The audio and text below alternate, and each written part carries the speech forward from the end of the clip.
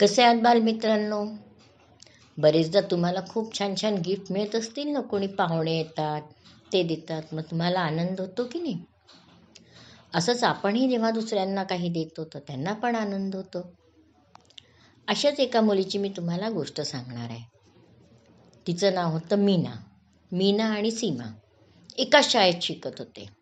दोघींची खूप घट्ट मैत्री होती. दोघी हुशार, सगळ्या स्पर्धेंमध्ये भाग घ्यायच्या, अभ्यासातही हुशार होत्या. कधी सीमाचा पहिला नंबर यायचा तर कधी कधी मीनाचा. स्पर्धेतही असं धावण्याच्या स्पर्धेत तिचा पहिला तर हिचा दुसरा. मीना होती श्रीमंत आणि सीमा होती थोड्या साधारण परिस्थितीतली. आणि एकदा काय झालं, यांच्या शाळेमध्ये स्कॉलरशिपची परीक्षा झाली. जी त्या परीक्षेत उत्तम मार्क मिळवणार होती तिला स्कॉलरशिप मिळणार होती. आता मीना चांगल्या घरातली होती, तिला स्कॉलरशिपची गरज नव्हती, पण स्कॉलरशिपमध्ये नंबर येणं, आपल्याला चांगले मार्क मिळणं हे महत्त्वाचं आहे, म्हणून ती पण अभ्यासाला लागली जोरात. आणि इकडे हिची मैत्रीण पण. आणि स्कॉलरशिप परीक्षा झाल्यावर अगदी 1 मार्काने मैत्रीण पुढे निघाली आणि मीना मागे राहिली.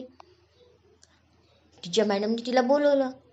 अगं, वर्गात तर तू सगळ्या प्रश्नांची उत्तर बरोबर देत होती, मग इथे कशी काय थोडीशी याने चुकली म्हणे, तुझं गेलं ना स्कॉलरशिप मग? तर ती म्हणाली, मॅडम, माझ्या मैत्रिणीला जास्त गरज होती, तिला पुढे शिकायचं आहे आणि त्याच्यासाठी फी भरण्या इतके पैसे तिच्या आईवडिलांजवळ नाही.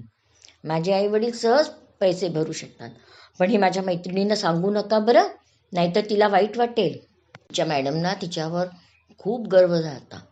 त्या म्हणाल्या, खरंच तू एक फार मोठं काम केलं आहे, स्कॉलरशिपपेक्षाही जास्त प्रतिष्ठेची गोष्ट तुला मिळाली आहे, म्हणजे लोकांचा सन्मान. असं आहे मित्रांनो, कोणाला मदत करायची पण त्याचा सन्मान ठेवून करायची, त्याला त्यात काही कमीपणा नाही वाटला पाहिजे. आता बघा, जसं ट्रेनमध्ये प्रवास करताना बरेचदा असं होतं चुकून, जे आपल्या आजी आजोबांच्या वयाचे असतात त्यांना वरची बर्थ मिळून जाते आणि आपल्याला खालची. मग जर आपण वयाने लहान वर चढू शकतो तर स्वतःहून त्यांना म्हणायचं, आजोबा तुम्ही खाली झोपा, मी वर जातो. यात कुठल्याही प्रकारे उपकाराची भावना नको. वा, मी त्यांना जागा दिली, मी किती चांगला, असं नाही. हे तुमचं कर्तव्यच होतं. बरेचदा काही कारणाने, आजारपणाने किंवा गावाला गेल्यामुळे आपला एखादा मित्र मैत्रीण शाळेत नाही येऊ शकत, त्याला सुट्टी घ्यावी लागते, त्याचा अभ्यास बुडतो. मग तो परत आल्यावर स्वतःहून त्याला आपल्या वह्या द्यायच्या, काय अभ्यास झाला आहे सांगायचं. एखादी गोष्ट जर त्याला नाही समजली समजावून द्यायची. म्हणजे आपोआप जेव्हा आपण गावाला जाऊ किंवा आपल्याला काही आजारपणामुळे शाळेत नाही येता आलं तर तो पण आपल्याला सांगेल. नक्कीच आपल्याला ज्या ज्या गोष्टीने आनंद होतो त्या सर्व गोष्टी आपण दुसऱ्यांच्या बाबतीत करायच्या, म्हणजे बरोबर आपल्याला त्याचं फळ मिळतं. हिंदीत एक म्हण आहे, जैसी करनी वैसी भरनी. म्हणजे जसं तुम्ही वागाल तसं तुम्हाला मिळेल.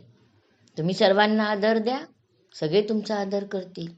जर तुम्ही सगळ्यांना नीट वागलं नाही, त्यांना त्रास दिला, तर कोणाला तुमच्याशी चांगलं वागावं असं वाटेल का? नाही ना. आज तुम्ही एखाद्या झाडाला पाणी टाकलं रोज तर त्या झाडाची सावली तुम्हालाच मिळणार आहे.